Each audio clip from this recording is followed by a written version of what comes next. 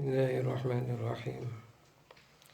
نحمده ونصلي ونسلم على رسوله الكريم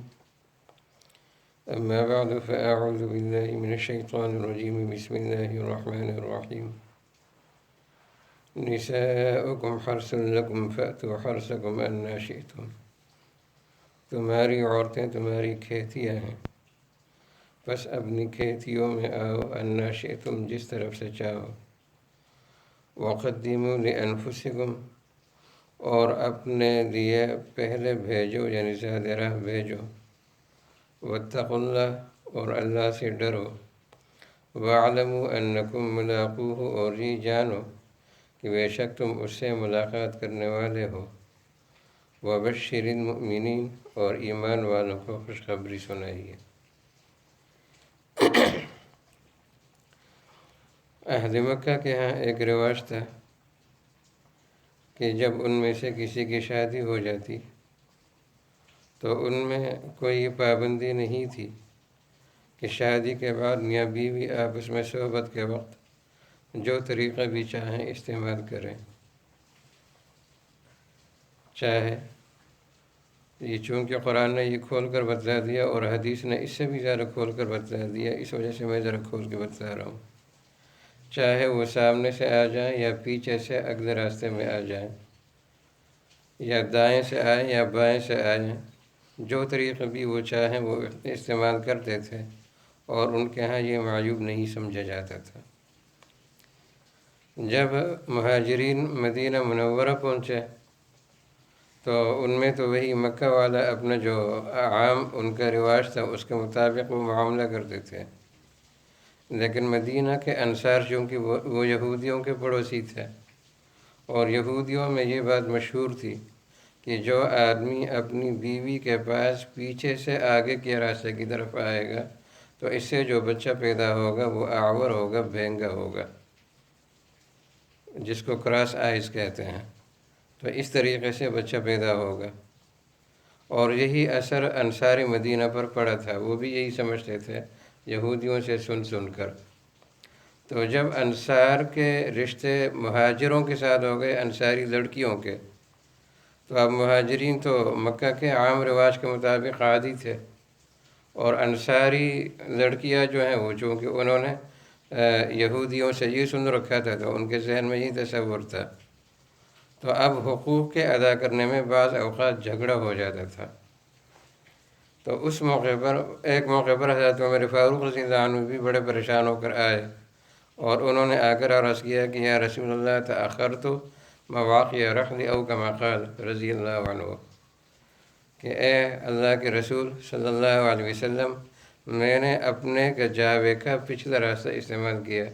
یعنی پیچھے کی طرف سے کجاوے میں آیا، یہ ایک کنایہ تھا، مطلب یہ تھا کہ میں نے بیوی کا حق تو ادا کیا لیکن پیچھے سے میں آگے کی طرف آئے تو یہ میرے لیے کیا ہے، میں تو پریشان ہوں۔ تو جب اس طرح کی باتیں ہوئیں تو اس پر قرآن کی یہ آیت نازل ہو گئی، اور یہاں پر قرآن نے عام اجازت دی کہ تمہاری عورتیں تمہاری کھیتیاں ہیں، تم جس طریقے سے بھی آؤ ان کے پاس آ سکتے ہو، اس میں شرعاً کوئی پابندی نہیں اور کوئی قباحت نہیں، لیکن یہ یاد رکھو کہ وہ تمہاری کھیتیاں ہیں۔ جب یہ آیت نازل ہوگی تو پھر نبی کریم صلی اللہ علیہ وسلم نے ارشاد فرمایا کہ اقبل و ادبر واتق الدبر، کہ تم چاہو اگلے یعنی سامنے سے آؤ، چاہو پیچھے سے آؤ، لیکن دبر سے بچو، یعنی لواتر سے بچو اور گے سے بچو، وہ تمہارے لیے حرام ہے، وہ جائز نہیں۔ اور ایک اور حدیث میں آپ صلی اللہ علیہ وسلم نے ارشاد فرمایا کہ اللہ کی لعنت ہے اس مرد پر جو اپنی عورت کے پچھلے راستے کو استعمال کرتا ہے، یعنی وہ لواطت اور گے کرتا ہے اپنی بیوی کے ساتھ، تو اس طرح کے مرد پر لعنت آئی ہے، اور صحیح حدیثوں میں کئی حدیثوں میں یہ لعنت کا ذکر ہوا ہے، تو وہ تو جائز نہیں ہے۔ اور یہاں پر حرث کا لفظ بتلا کر اس کے حرام ہونے کی طرف اشارہ بھی کر دیا، یعنی قرآن نے یہ کہہ دیا کہ تمہاری عورتیں تمہاری کھیتیاں ہیں۔ اب ظاہر ہے کہ انسان کی کھیتی کیا ہوتی ہے؟ جس میں فصل پیدا ہو، تو فصل جو ہے وہ صرف ایک ہی صورت میں پیدا ہوتی ہے کہ انسان صحیح طریقے سے بیوی کا حق ادا کرے۔ اگر وہ لواطت کی طرف جائے گا تو اس سے فصل پیدا نہیں ہوتی، بلکہ اس میں بیج کا ضیاع ہے۔ تو یہاں پر بتلا دیا کہ جس طرح کھیتی سے فصل پیدا ہوتی ہے، بس فصل والی جگہ ہونی چاہیے، اس کے علاوہ دوسری جگہ نہیں ہونی چاہیے۔ اگر دوسری جگہ کی طرف جاؤ گے تو وہ حرام ہوگا، لیکن فصل والی جگہ ہو جہاں پر فصل پیدا ہو سکتی ہے، اور فصل سے یہاں پر مراد بچے ہیں کہ انسان کے بچے پیدا ہوں، اس کے ہاتھ توالد اور تناسل کا سلسلہ ہو، اس کی نسل آگے بڑھے، تو یہ مراد ہے اس سے۔ تو یہاں پر اس کی طرف اشارہ کر دیا۔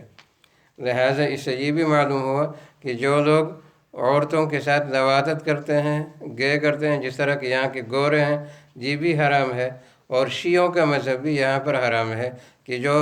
عورت کے ساتھ اس حرکت کو جائز سمجھتے ہیں۔ یہاں پر قرآن نے حرص کہہ کر ان کے مذہب کے حرام ہونے کی طرف اشارہ کر دیا، اور حدیث میں جو لعنتیں آئی ہیں اس نے بھی اس کی طرف اشارہ کر دیا۔ اور وہ جو حدیث میں نے بتائی کہ اقبل و ادبر واتق الدبر، اس نے بھی اس کے حرام ہونے کی طرف اشارہ کیا۔ تو یہاں پر معلوم ہوا ان صریح حدیثوں سے اور قرآن کے اس اشارے سے کہ شیعوں کا یہ مذہب جو ہے وہ باطل ہے، یہ غلط ہے، وہ ٹھیک نہیں ہے، وہ فطرت کے خلاف ہے، فطرت سلیمہ کے بھی وہ خلاف ہے۔ اور وہ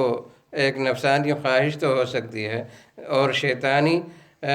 وسوسہ تو ہو سکتا ہے، اور شیطان کا طریقہ تو ہو سکتا ہے، لیکن وہ نہ رحمانی حکم ہے اور نہ نبوی سنت ہے، بلکہ دونوں کے وہ خلاف ہے۔ تو اس سے اپنے آپ کو بچانا چاہیے۔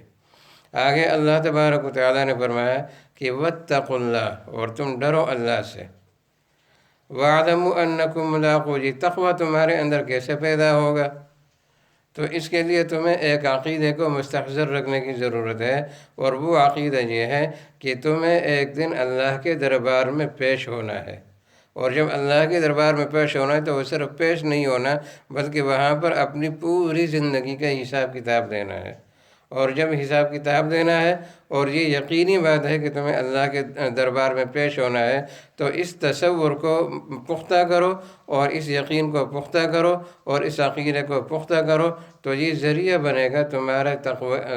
تمہارے متقی بننے کا، تمہارے پرہیزگار بننے کا، اور تمہیں تقوی کے حاصل ہونے کا، یہ تمہارے لیے یہ مددگار ہوگا۔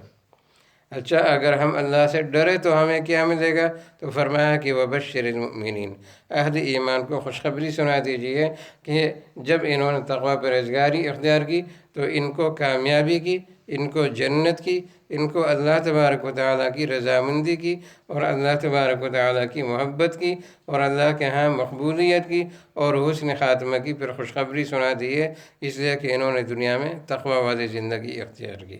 اللہ تبارک و تعالیٰ ان کی توفیق عطا فرمائے۔ وآخر دعوانا ان الحمد للہ رب العالمین۔